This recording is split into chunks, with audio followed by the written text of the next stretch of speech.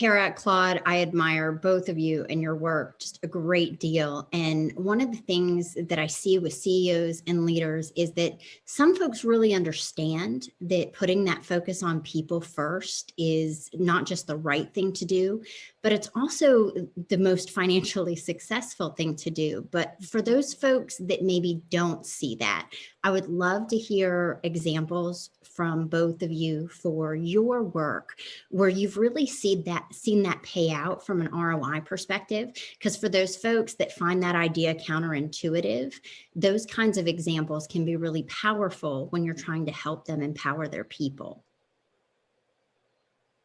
I'll shoot first. I think it'd be really interesting we both come from different vantage points. So I'm not a CEO. I'm doing things and then showing our CEO in many different ways. Although he's a believer in putting people first, I show him quant and qual data. That is very helpful. So for me, obviously high retention rates, word of mouth referrals, those are things that absolutely save us money. And that's really important to our bottom line. Of course, but when you put people first, especially today, right now, when we are focusing on people's emotional health and emotional fitness, burnout is at an all-time high. We all are reading the same articles, right? Especially women and moms, not coming back to the workforce. All of these things are real. Every single one of us on these squares understands and is in this world. Helping people figure out ways to find breaks in their day, helping people figure out, how to empower them to let someone know I'm not going to be on camera today because I just can't, or I'm just over it, or I'm looking at myself as too much. The littlest things, and then the macro things. Play is a really big thing. So what I'm saying is all of these little tactics that we can all come up with, I believe at the end of the day, help the emotional health of a human being and the emotional health of a company. And that means potentially less sick days. That means potentially more innovation and creativity. That means potentially a less harassment claims. We can go on and on. Potentially less theft. There's a list, I think, it was actually Tony Hsieh from Zappos, the late Tony Hsieh, had put out in his happiness book a long time ago, the ROI of happiness. And there's some great, although it's a little bit dated, there's some great stats in there.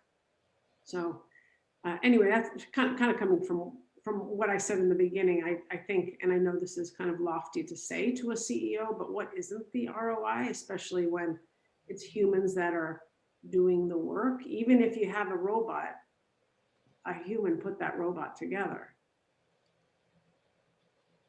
Yeah, absolutely. I mean, I would just say that it's happy people, happy company, right?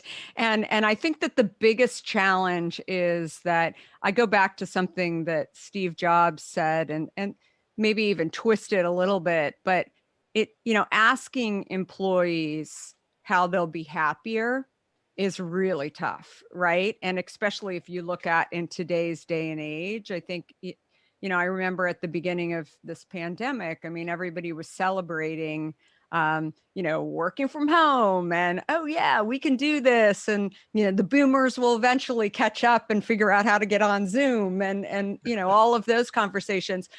Today, I think there are a lot of people in the workforce. 70% of the workforce today are millennials who actually want to get back to work, right? Mm-hmm. Maybe not 5 days a week, but they actually want to go back into an office. And yet, if you ask most millennials today, that's, they're sort of hedging, right? Because they're like, well, if I say that I want to go back into an office, does that mean that I'm going to be going back in 5 days a week? And, maybe I want 2, maybe I want 3, but they miss the number one thing that I think millennials, I give them a lot of credit for doing this, because I think it's something that my generation, Gen X, and also boomers didn't really understand, was community.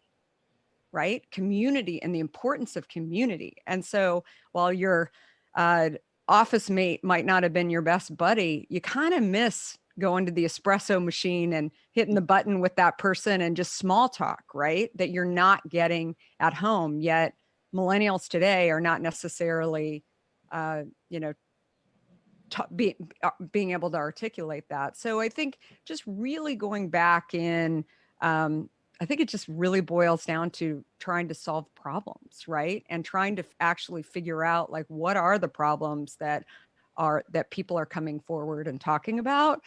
And you know, that ultimately goes back to what Claude mentioned, is happiness, right? And how do we make people happy by actually trying to help figure out how to solve problems? And I think that that's really the most important thing. And, you know, how you actually measure that, I think really does go back to what Tony Hsieh said so well, was, you know, just around happiness and trying to figure out how to get everybody back to that happiness.